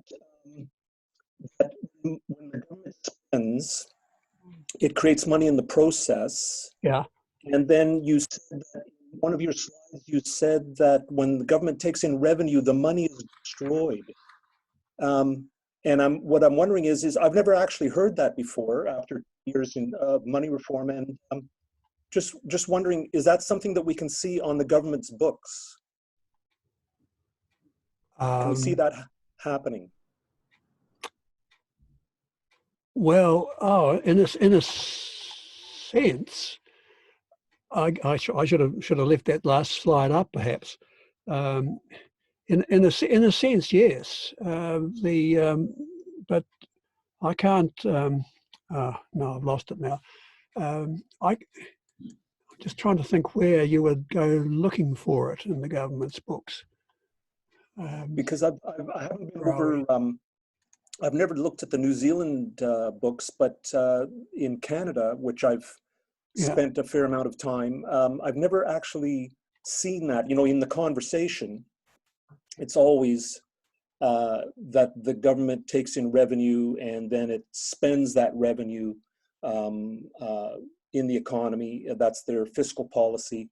And we never hear, or you can't see anywhere on the government's books that they're actually creating money other than that the Bank of Canada holds some government bonds and occasionally purchases government bonds, which of course during this pandemic it is doing much more of that than it has in quite a good long while.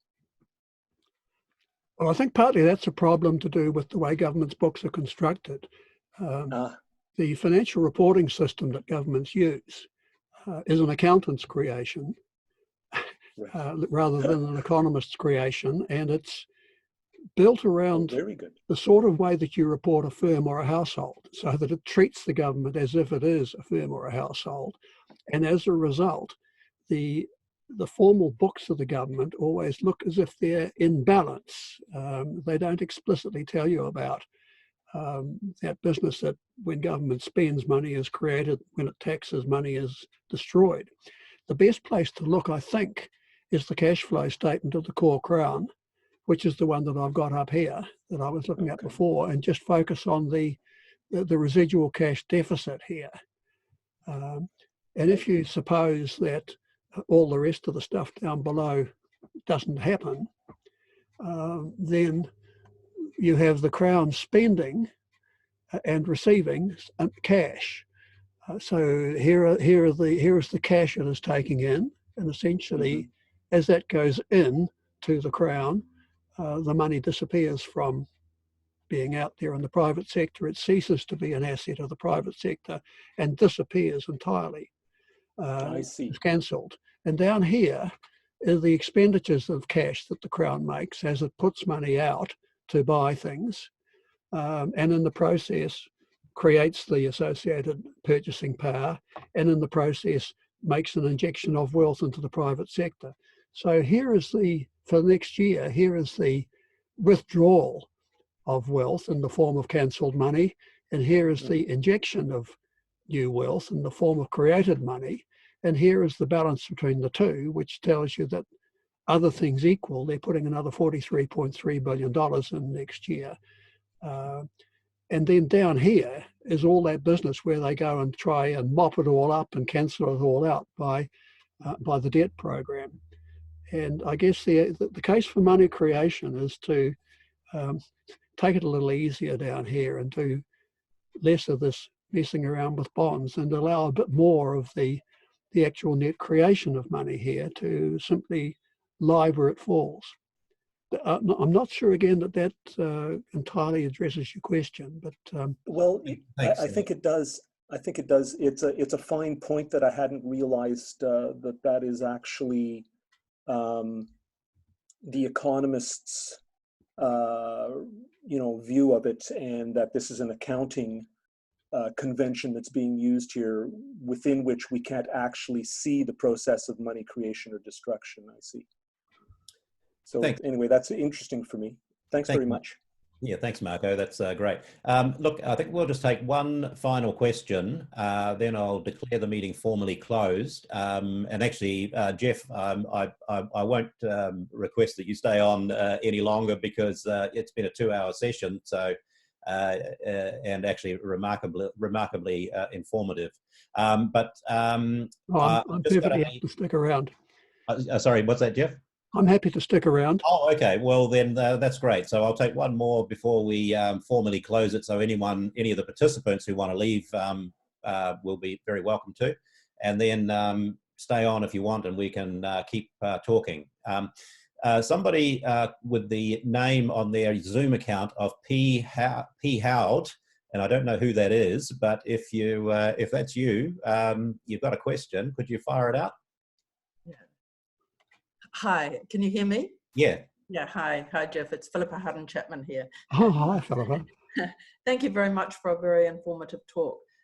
You mentioned passing, it's going back to the issue of bonds. You said that the government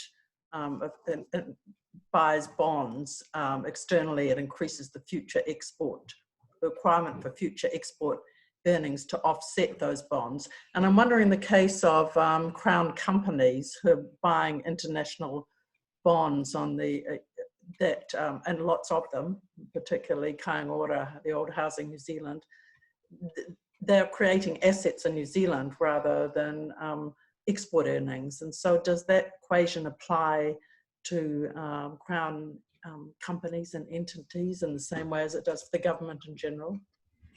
Well, the first part of your question, I think you're talking about this slide here, where I talked about borrowing from overseas lenders. Yeah. That's the case where you have to have future export earnings or other ways of getting your hands on foreign exchange to pay your debt.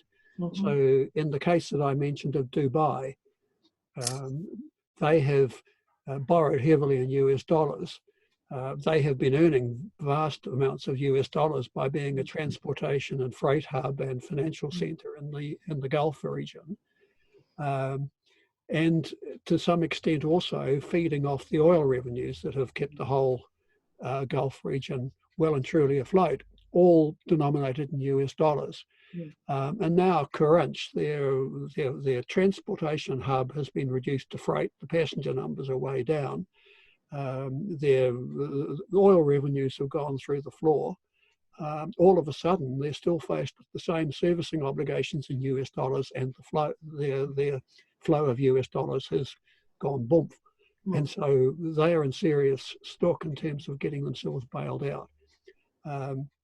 But that was a particular case of borrowing in foreign currency from offshore. Now, New Zealand borrows, or the New Zealand government, let's keep this limited to the government, because New Zealand banks obviously borrow a bundle offshore too. The New Zealand government does not borrow in any currency other than the New Zealand dollar now.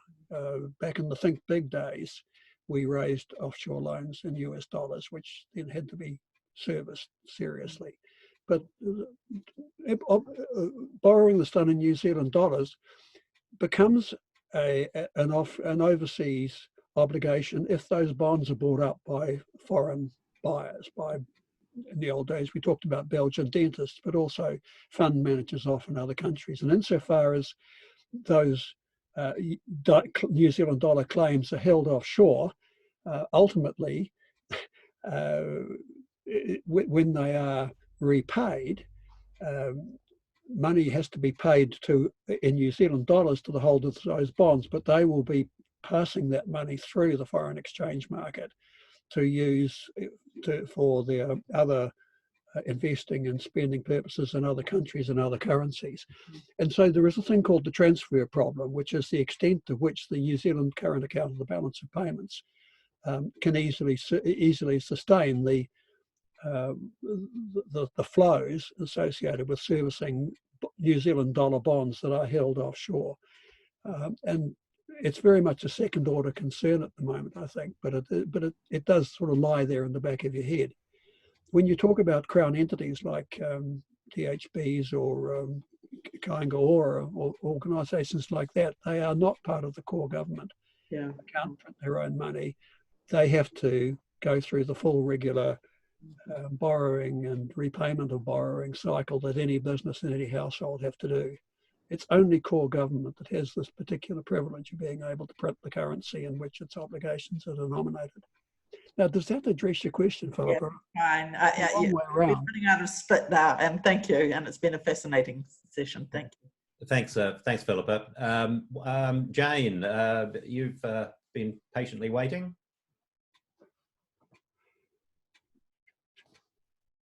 I wonder which Jane. There's probably more than one here. No, well, it's you, Jane, because your name matches the one on my list. That's great. Thank you very much. Okay, so thank you very much, Geoff. Great talk. Unfortunately, I got called away during part of it.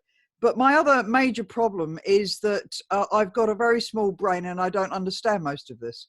I've never studied economics or and a tiny bit of accounting. So I feel I've just been thrown into the deep end of a swimming pool and I'm struggling. So my question is this. Is there a book that you would recommend that I could buy to take me through this in a fairly simple way that I could maybe come to grips with it, please? Well, yeah, here I'm going to give a shout out to the modern monetary theory guys, because they are churning out stuff. And there is a book coming out next month by Stephanie Kelton. I haven't seen the book. I have no idea what's in it. But she is, I think, quite accessible to people who don't have heads full of economic jargon. And it's called the deficit myth, I think it's called. It's to be published next month in the States, and so I'm anticipating that that'll circulate around New Zealand quite quickly. So that's Stephanie Kelton with a K, who is one of the big names in the MMT firmament. And the other place to go is just Google Bill Mitchell, who is the Australian modern monetary theory guy, who produces endless blogs, explanations, and has published a major textbook. The textbook, I think, is probably a bit heavy, but the blogs are quite useful, because if you can get into his blog series, you can pick particular topics and get his take on them. And I haven't yet found anywhere that I, from my point of view, fundamentally disagree with Bill Mitchell coming from his point of view, even though the way we approach things is sometimes somewhat different. So, I mean, I'd suggest that those would be the places to start at any rate, would be Bill Mitchell and Stephanie Kelton. You can also Google Stephanie Kelton and you'll get a couple of lectures she's given within the last few months. She gave a lecture in the University of Adelaide, the Harcourt lecture, in January this year, which is well worth a look. Great, thanks. And a great question, Dan, because I see there's a whole bunch of excellent reading that's just appeared in the chat. So have a look through the chat. I'll go and have a look. Thank you very much. Save it on your way out, and you'll have a reading list to keep you going till Christmas. An excellent one. Thanks everybody for those contributions. Look, Jamie, you've been waiting quite a while. Did you have a comment? Yes, Geoff, do you think that there's many economists and people in Treasury and in the media that really understand that when bank loans or mortgages or overdrafts are repaid back to banks, that money is destroyed and it shrinks the money supply, which is what happened in the US in the Great Depression? The money supply shrunk by at least a third very quickly as loans were called in and the like. And so if that happens here, you know, if people are still trying to repay their loans and mortgages, but nobody's taking out new loans, that'll shrink the red part of the that money supply, monetary aggregates you showed us, the checking accounts. And so really, that adding taxes at this stage would just compound that problem. Is the government, when it's trying to counteract with its deficit spending, trying to counteract the shrinking money supply, it'll be struggling just to keep up with that shrinkage. So do you think that there are many people that are aware of that problem that might come? I mean, I know in Italy they put a ban on on bank loan repayments and mortgage repayments, and maybe someone there knew enough to sort of and put that ban on. But there's been no talk in New Zealand that I know of having a ban on repayments to bank loans and mortgages at the moment. Well, first off, very quickly, no, I'm not suggesting we do taxes now. I want to get rid of that misapprehension right away. I'm not suggesting that we do tax increases in the depths of the crisis. My tax stuff was looking forward to when we're out of the crisis and trying to reconfigure the fiscal architecture to be consistent with a larger role for the state. As to the question of who understands and knows what, I would never ever underestimate the amount of expertise and knowledge that is buried away in the Reserve Bank and Treasury. I would always defer to guys in the Reserve Bank who deal with, on a day-to-day basis, with the workings of the system, on the detail and on the technical stuff.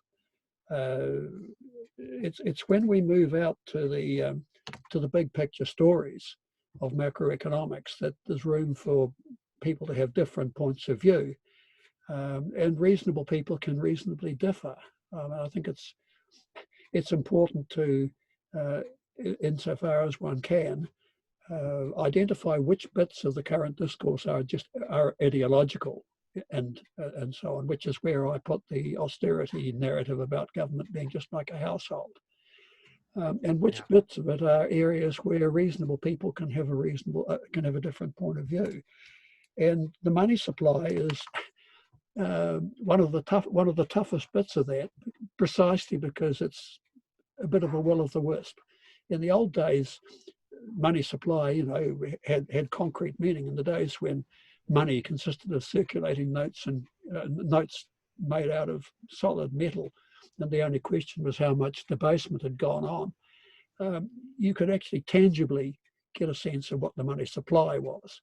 And during the high era of monetarist and Keynesian thinking and debates in the 1960s and 70s, we used to talk quite confidently about money supply as some definite quantity that somehow could be controlled, so the Reserve Bank could increase or reduce money supply just by undertaking monetary operations. And then all around the world in the 1970s and 80s, it dawned, I think, that the money supply is ultimately, in a modern banking economy, is determined from the demand side rather than the supply side, and that what the central bank can do really is just set interest rates and let interest rates flow through the demand for credit, and from that to the activity in the real economy.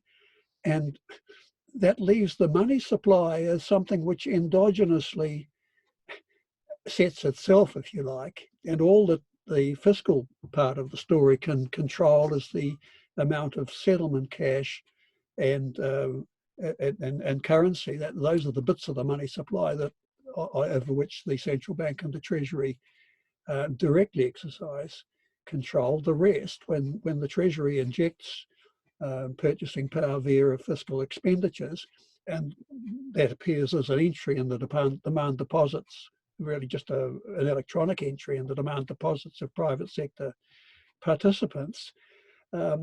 Yes, other things equal, there's an increase in the aggregate money supply there, but all that you can really say is there's a bit of money that has been created. What has happened elsewhere in that big money supply spectrum is up to the way the banks are behaving, the way borrowers are behaving, what's going on in the wider economy. It's a rather fluid picture, and it's very difficult to get a handle on, and even more difficult to get a handle on because of the fact that money is pardon me, money is not simply a means of payment. If it was just a means of payment, this stuff would be easy. Money is partly a means of payment, partly an asset.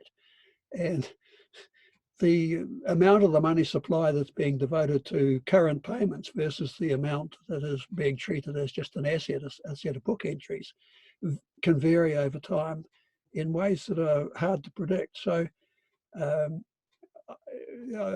when Wallace Chapman interviewed me yesterday on the radio, it was a short interview, but he knocked me right off my heels at the start by saying, "Oh, you're a monetarist." And my response was, heavens, no. Because ultimately, when I think about monetarism, I think of a school of thought going back to Milton Friedman, which actually treats a well-defined quantity of money as being something you can measure and have leverage on and target policy at. And I think we've moved on from that world mentally into a world where the quantity of money is much harder to get a handle on. I'm sorry, again, that's a very long answer to a question which sort of opened a big can of worms. I hope that's helpful. Yes, yes. Do you think the politicians understand that when mortgage repayments are made, that the money supply is decreased? You know, because there don't seem to be much debate about it, or in the media. I think some of them do and some of them don't, and I wouldn't want to pick who has their head around this and who doesn't. Some politicians either already have worked their way through the stuff, or have advisors who know the literature and so on. There's always a question in my mind about the relationship between what politicians actually know and what politicians think they have to say in order to command public acceptance and to advance policies. And those are not quite the same thing. It is possible to have in your head a view of the world quite similar to mine, but yet to feel that you're bound by political necessity to project an image of a different frame of mind. I don't know whether Grant Robertson really believes in the budget responsibility rules, or whether they were a political necessity that he felt bound to take on board, for example. You know, I haven't talked to them about it. I genuinely can't judge. Hey, thanks. I think that's probably a very good question to close on. I know Brian, who's running the whose Zoom account we're on behalf of the Fabian Society we're running on, will be shutting down the meeting any minute. So I'd just like to say thanks to you, Geoff, because wow, that was a fantastic tour de force. That was, I thought, it covered some amazing ground and was explained in a way that, you know, many of us non-economists can follow. And I think the most important thing is you really nailed some of the key issues that we need to be aware of, the knowledge we need to have, and the big questions we need to be prepared for. And I particularly liked your framing it around the issue of what's going to happen in 2024 if we don't keep an eye on it and we don't make the right decisions and we don't head the right way. Because there's some big opportunities there. Hey, so look, everybody, feel free to head off and get some lunch. Don't forget, you can we'll distribute the link to this presentation, and you can also we'll also distribute the chat file because it's got some fantastic stuff in it too. And thanks a million. Good to see you all. We'll no doubt be back for more great meetings.